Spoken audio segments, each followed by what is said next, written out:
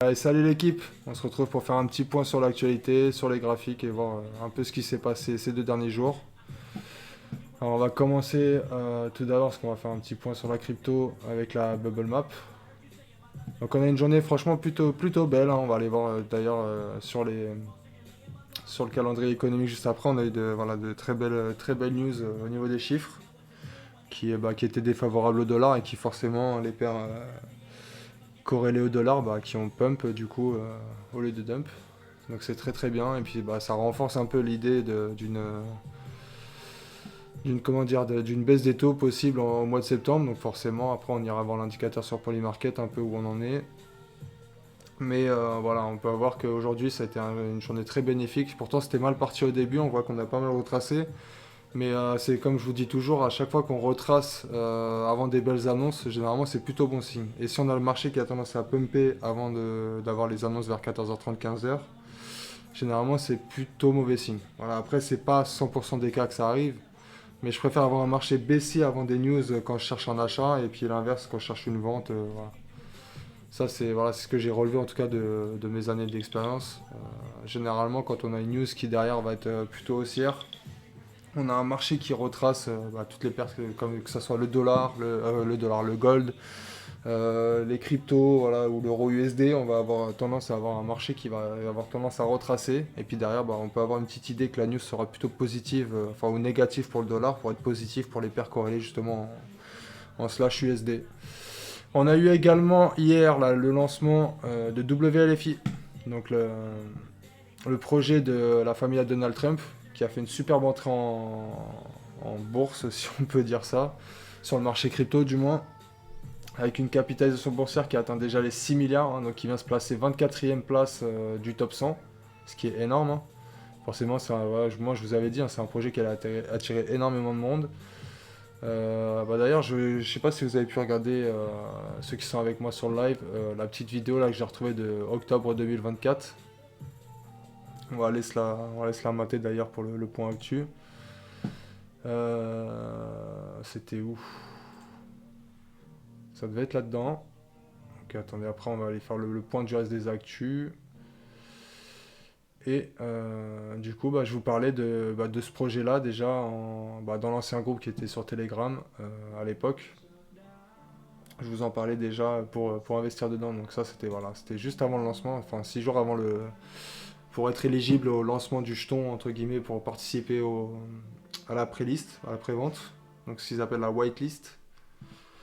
Et donc ça, vous voyez, hein, c'était ce que j'avais lancé déjà à l'époque, et c'était le 14 octobre 2024.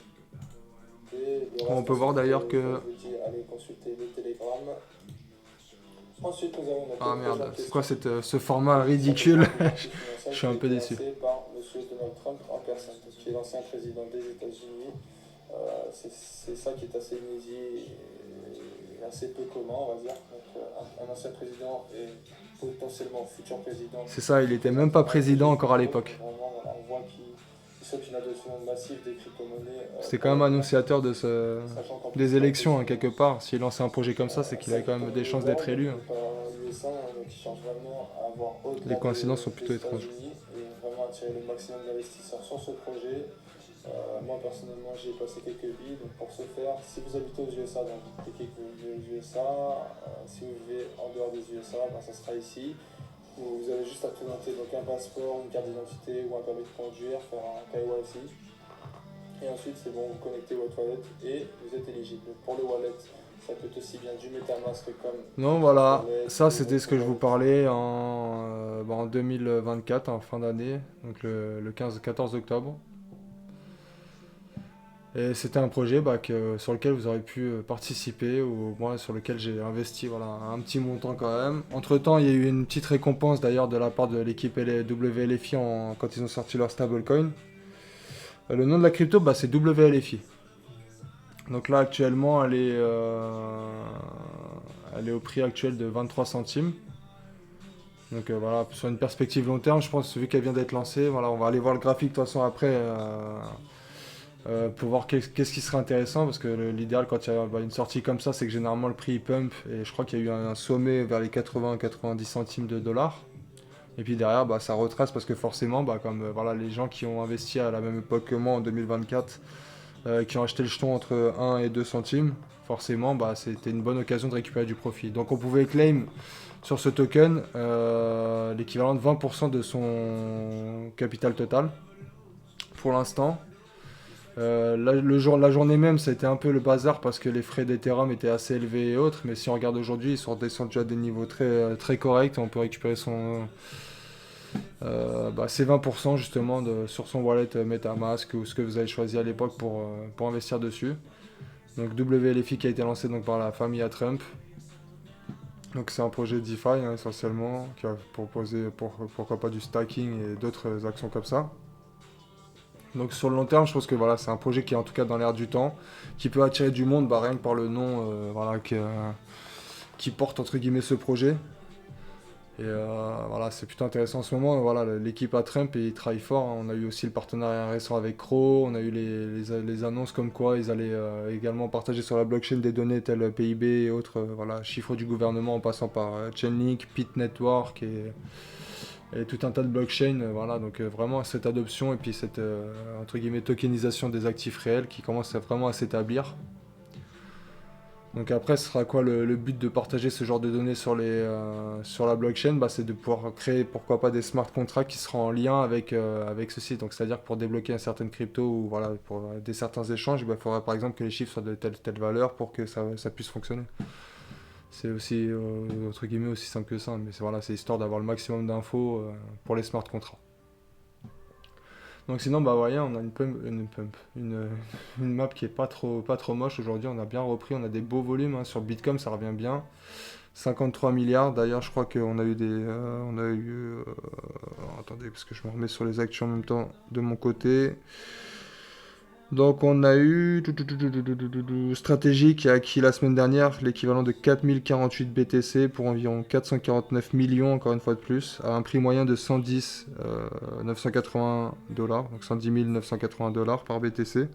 Très très bien. On a eu Sharplink aussi qui a acquis la semaine dernière 39 008 ETH pour environ 177 millions à un prix moyen de 4,5 4500, putain je vais y arriver par ETH.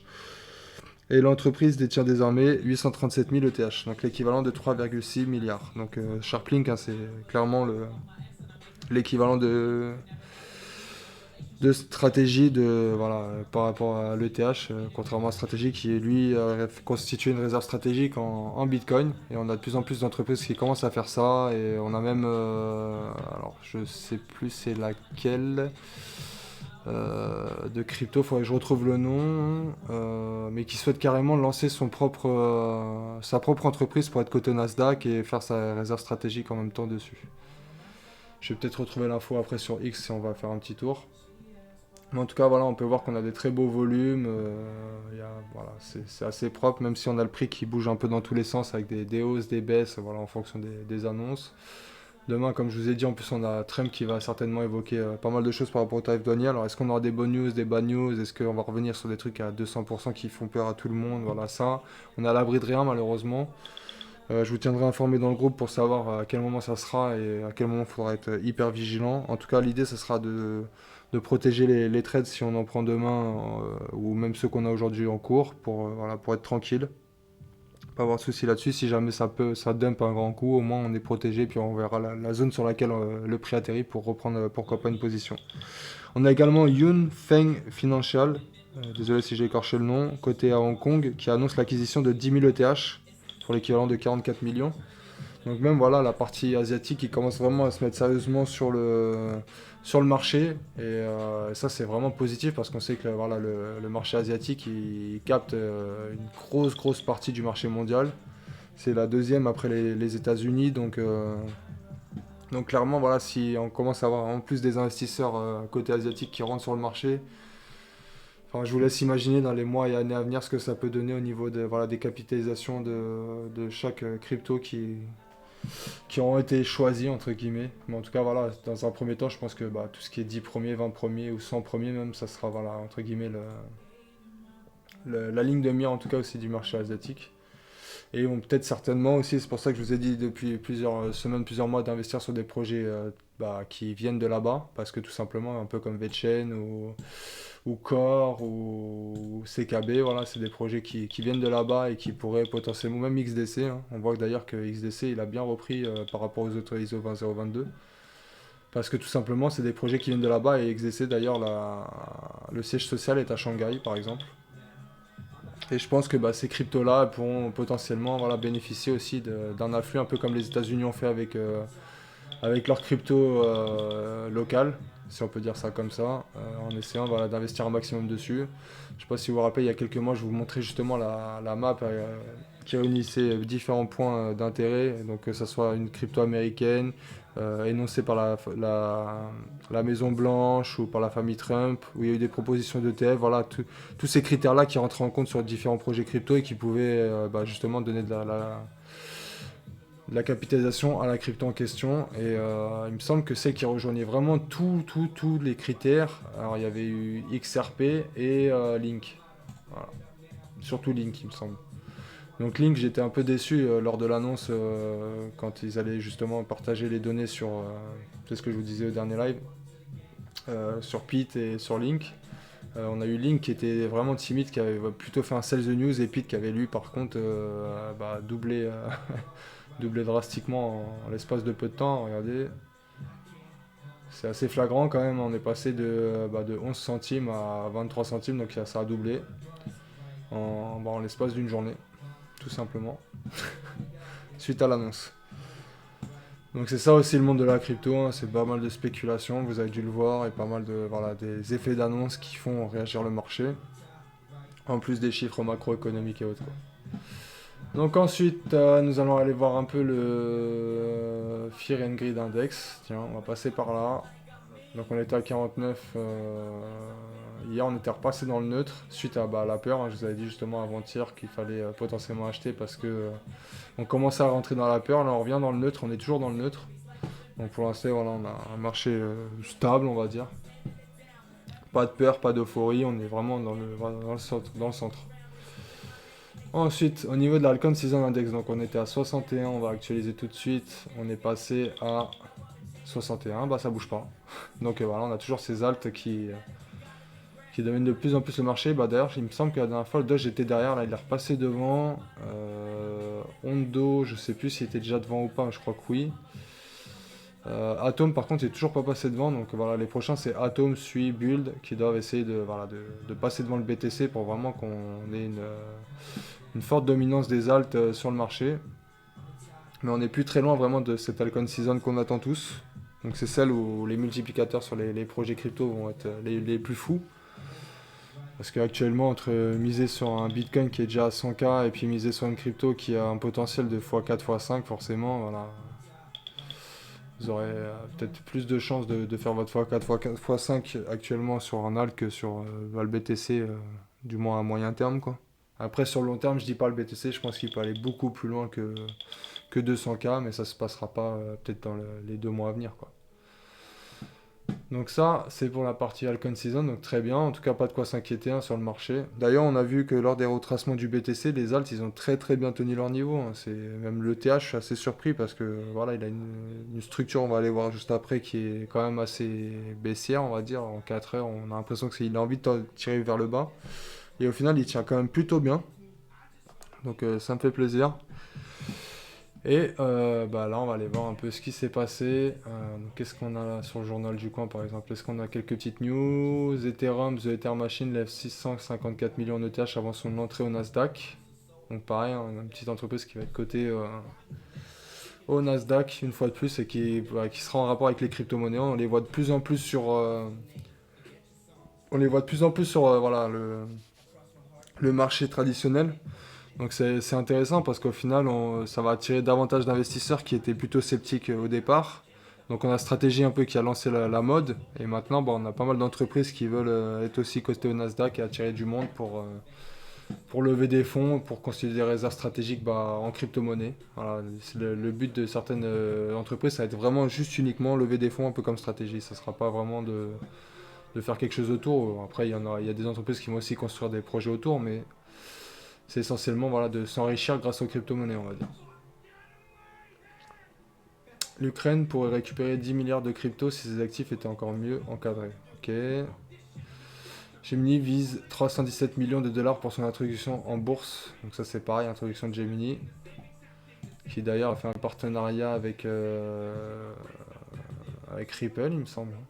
Oui, avec Ripple et Mastercard. Il n'y a pas si longtemps que ça, et je vous avais balancé, alors, je sais plus si c'était dans ce groupe-là, mais je vous avais balancé en gros le partenariat entre Ripple, Mastercard, et puis bah, du coup c'était sur les locaux de Gemini. Donc pareil, hein, ça c'est bien, introduction en bourse, IPO, pour ceux qui aiment bien voilà, acheter des actions. Voilà, si vous avez l'occasion, un peu comme bah, l'a fait Coinbase ou l'a fait plus récemment Circle. Ça peut être intéressant, ils ont fait des très très beaux profits, des très beaux chiffres et des très belles entrées. Donc si vous avez l'occasion de l'avoir en pré-vente ou en pré-market, bah écoutez, let's go, hein. Je pense que ça peut être une bonne idée. Ensuite, donc Financial Juice, c'est ce qu'il y a un peu de nouveau. On va juste se mettre en Frenchy, histoire de ne pas avoir à traduire. Je crois qu'il a pas envie. Non, il a pas envie. Je comprends pas. On va réactualiser. Hop. Je vais être obligé de remettre mon ticker du coup. Hop. Donc Google n'est pas obligé de vendre Chrome dans une décision de justice antitrust. Voilà, ça c'est le. Après ça c'est le ticker de Google. Bah y a pas. Voilà, y a pas eu grand chose dans le rouge on va dire. Bah à part peut-être la réunion de Trump que je vous ai parlé tout à l'heure. Ça c'est pareil, on verra demain. Je ferai appel sur la décision des tarifs douaniers. Oui, bah en plus, ouais, c'est ça, il y avait eu certains votes du gouvernement américain, en gros, qui jugeaient illégal les tarifs douaniers imposés par Trump. Donc, à mon avis, ça va discuter aussi de ça. Il serait potentiellement sur un accord avec l'Inde aussi. On a vu récemment. L'Inde qui n'a pas du tout envie de changer sa politique et qui continue d'acheter du pétrole aux Russes parce que ça vaut le coup. Donc, voilà, c'est ça aussi qui peut-être va faire tourner un peu le cap à Trump pour essayer de quand même d'avoir voilà, des revenus venant de l'Inde, quoi. Pour essayer de ne pas être totalement mis de côté par les BRICS. Et au niveau des chiffres donc on a eu aujourd'hui, donc là on avait les chiffres de lundi pas aimés, donc ça on avait vu. Et puis aujourd'hui bah, on a eu les pays manufacturiers de l'ISM, les pays manufacturiers, donc comme vous voyez qui ont été bah, négatifs, hein, très clairement par rapport au consensus. Après, voilà, ça reste toujours positif par rapport aux précédents chiffres. Donc, ça crée quand même de l'incertitude sur le marché dans le sens où bah, forcément on voit qu'un chiffre négatif par rapport à ce qui est prévu, mais ça reste quand même positif par rapport aux précédents chiffres. Après, ça peut empêcher bah, le dollar de chuter et puis bah, les actifs corrélés au dollar de grimper. Demain, qu'est-ce qu'on aura? On aura bah, un discours de Lagarde, certainement par rapport à l'inflation en Europe et qui a pas bougé, qui a augmenté, mais c'était comme prévu, donc pas trop d'impact. Et puis on aura bah, les rapports Jolt aussi, importants, sur l'emploi. Donc ça va être un chiffre aussi bien suivi par la Fed pour la potentielle baisse de taux qui va nous arriver. Puis bah, le plus gros sera la fin de semaine, on peut le voir, hein. Donc il y aura la création d'emplois non agricoles ADP, les inscriptions hebdomadaires au chômage, les PMI services. Enfin, vous voyez que jeudi et vendredi, voilà, c'est des jours à éviter dans la semaine pour trade. C'est bien ces 2 jours-là. Ça va être hyper volatile, il va y avoir du mouvement. Après, bah, voilà, si vous arrivé à rentrer sur la session de Londres le matin pour prendre une position et puis vous protéger avant les annonces, ça peut être aussi tout aussi bien. Mais évitez de trader 14 heures sur les marchés, ça peut être hyper dangereux. Voilà. Donc au niveau du petit tour sur les actus, on a fait à peu près le tour. Tac, tac, tac. On va revenir sur les graphiques. Gold qui a fait d'ailleurs un nouvel ATH, qui fait ATH sur ATH là en ce moment. Il est actuellement à 5000, à 3535, ce qui est énorme. Par contre, si tu t'affiches pas, ça va pas faire mon loulou. Pourquoi il s'affiche? Ah voilà, je l'ai. Donc le gold, qui clairement a fait une envolée. Voilà. C'est très vue qui me fait des siennes là pour l'instant. On va enlever tout ça, que ça soit plus clair, que vous voyez un peu le graphique un peu mieux. Voilà. Il se fout de moi. Voilà. Tout simplement. Tout simplement les gars, voilà. Ce qui me dit que le gold il est baissier, je comprends pas. Après effectivement on était dans une grosse phase d'accumulation. Il y en a peut-être beaucoup qui pensaient qu'il allait repasser à la baisse, hein. Forcément quand on a une phase d'accumulation ça peut signifier un signe de retournement. Là en l'occurrence avec les dernières news et autres, il avait plus de chances d'être haussier très clairement. Donc il y a eu un très très beau mouvement qu'on a pu accompagner. Du coup j'ai pu prendre quelques trades là-dessus, c'était sympa. Et donc là on est sur un nouvel ATH encore à 5000, à 3536. Voilà. Donc il arrête pas, hein, il continue de grimper pour l'instant. Donc là il n'y a pas grand chose à faire à part attendre des retracements. Ou si vous voulez accompagner le mouvement, essayer de prendre des trades, et ça sera très très risqué, c'est de l'acheter et puis de protéger très très vite, histoire de pas prendre de risques, hein. Parce qu'on a quand même des risques à ce que ça retrace. On l'a vu d'ailleurs ce matin avant les annonces. D'ailleurs, le prix a retracé aussi, comme tout le monde, avant les annonces qui ont été négatives au final pour le dollar. Le dollar, on va aller le voir, au final, il n'a pas tant baissé que ça, hein. Mais comme c'est des news qui viennent rassurer quand même la baisse des taux, c'est plutôt positif pour le dollar, positif pour les cryptos et tout ce qui s'ensuit. Au niveau du VIX aussi, ce qui aide le dollar, c'est que le gold, c'est qu'on a aussi de l'incertitude sur le marché. Et donc un indice de volatilité qui commence à remonter. Je vais vous remettre les zones. Donc là on est repassé, voilà, on était il y a quelques temps encore dans le vert, donc avec des faibles volatilités, un marché plutôt sain, voilà. Que là on commence à revenir dans le orange, presque rouge. Donc si on revient dans le rouge, par contre on risque d'avoir des indices et peut-être même des cryptos qui risquent de chuter très fortement, et voilà, suite à un mouvement de panique. La cause, bon, on ne sait pas, hein, peut-être que demain Trump va annoncer des mauvaises nouvelles. On a également apparemment l'Israël qui sera en train de lancer comment dire, même si ça, à mon avis, ça a déjà été pricé. Donc on a Israël qui continue son avancée à Gaza. On a toujours des tensions entre le Venezuela et les Américains. On a également des tensions entre Taïwan et la Chine. Donc voilà, l'Ukraine et la Russie. Donc forcément, hein, le marché est totalement indécis. On ne sait pas ce qui peut se passer demain. Donc forcément, on a un VIX qui a tendance à vouloir remonter dans la zone justement de forte volatilité et d'incertitude sur le marché. Ensuite, donc ça on a fait. On va aller directement au crypto. Et du coup, on a eu un BTC donc, qui avait retracé comme ces derniers jours, hein, forcément. Et là, on a une très très belle bougie d'ailleurs qui clôture dans 10 minutes, une bougie daily assez sympathique. Donc c'est une zone qui a très bien réagi, mine de rien. Qu'on a travaillé là ces derniers jours avec les membres du groupe et sur les lives également où je vous partageais les zones.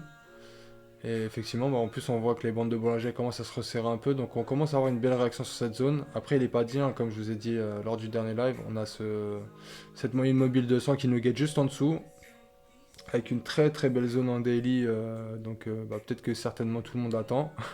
Donc c'est peut-être pour ça aussi qu'il pourrait repartir avant que tout le monde rentre sur le marché une fois qu'il arrivera vers les 100K. Et que on pourra anticiper potentiellement. Après, il peut être juste en phase de pullback, mais il l'a déjà fait ici, suite à sa sortie de route de la tendance haussière. Donc on va voir si il continue à remonter, qu'il réintègre le canal haussier. Et dans ce cas-là, on pourra retracer des nouvelles lignes, on pourra rajuster le canal, la tendance. Ça sera peut-être plus quelque chose comme ça au final. Donc on verra à ce moment-là. Mais je reste assez bullish pour le coup pour les cryptos, avec toujours cette potentielle baisse des taux qui d'ailleurs, voilà, je suis pas allé voir, mais on est à 83 maintenant. Donc on est en train de monter, hein. Donc voilà ce que je vous disais, c'est que les derniers chiffres là, ils annoncent encore plus une baisse des taux. Voilà, ça rassure de plus en plus les investisseurs pour une potentielle baisse des taux. Et c'est ce qui fait clairement, voilà, bouger le marché à la hausse, que ce soit pour le gold ou pour les crypto-monnaies. Donc, très très bien. Donc par rapport au BTC, ça bouge plutôt bien, franchement c'est propre. On a l'ETH qui tient cette zone des 4300, mine de rien. Donc toujours dessus, hein, le TH, il nous a fait une petite frayeur hier soir quand on a eu la réouverture. Il est passé pas loin du stop loss du trade que j'avais envoyé hier, à une trentaine de pips, ou non, un peu plus quand même, cinquantaine de pips. Mais il tient la route. Donc là, c'est pas le trade en cours, hein, je ne l'ai pas rajouté encore sur le graphique. Je le rajouterai après sur le live. Et le XRP qui a fait aussi une belle chute, mais qui est revenu sur le support, qui a vraiment voilà, mangé quasiment tout l'OB pour repartir. Donc là, pareil, très belle clôture en daily. Donc on va peut-être avoir le droit prochain jour à une belle explosion si on vient casser la trendline qu'on a à baissière ici. Et pourquoi pas chercher un nouvel ATH. Ça serait idéal pour XRP. Qu'est-ce qu'on a d'autre? La BTC dominante, je vais aller faire un petit tour dessus quand même pour voir si elle continue de chuter. Bon, elle a remonté un petit peu. On voit qu'on est en train de faire un petit pullback avec le. De toute façon, on l'a vu au niveau des volumes sur la bubble map avec des volumes sur le BTC qui commencent à remonter un petit peu aussi par rapport à l'ETH. Donc, qui récupère un peu des parts de marché.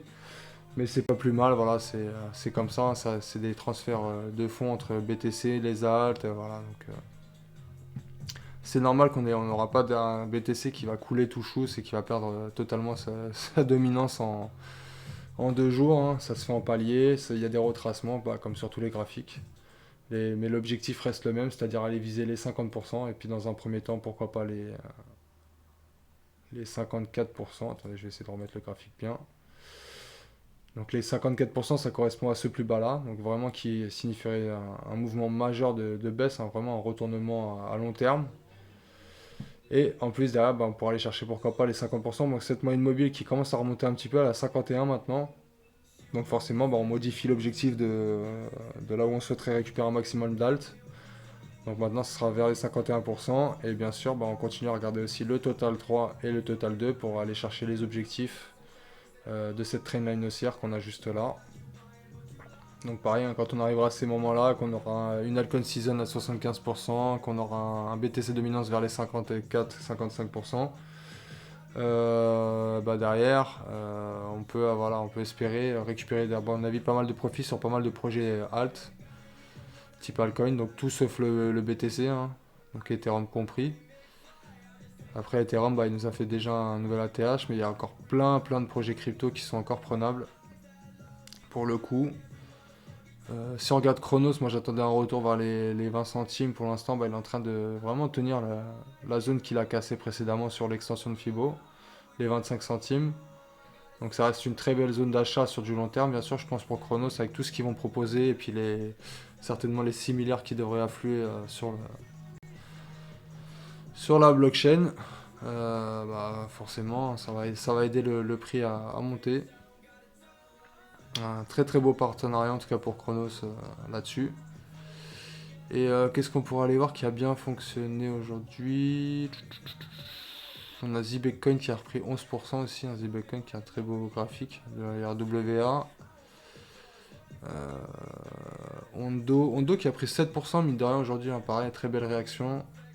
Donc pareil, j'attendais un retour plutôt sur cette zone là pour pourquoi pas en réinjecter. Bon, il a réagi avant pour l'instant, après c'est pas fini, hein, on peut toujours retracer pour aller venir chercher cette zone OTE. Mais en tout cas, graphiquement, c'est assez propre pour Ondo. Injective, on est toujours à 12-13 dollars. Bon, malheureusement, on est en train de casser un peu Injective. Là, j'aime pas trop ce qu'il fait.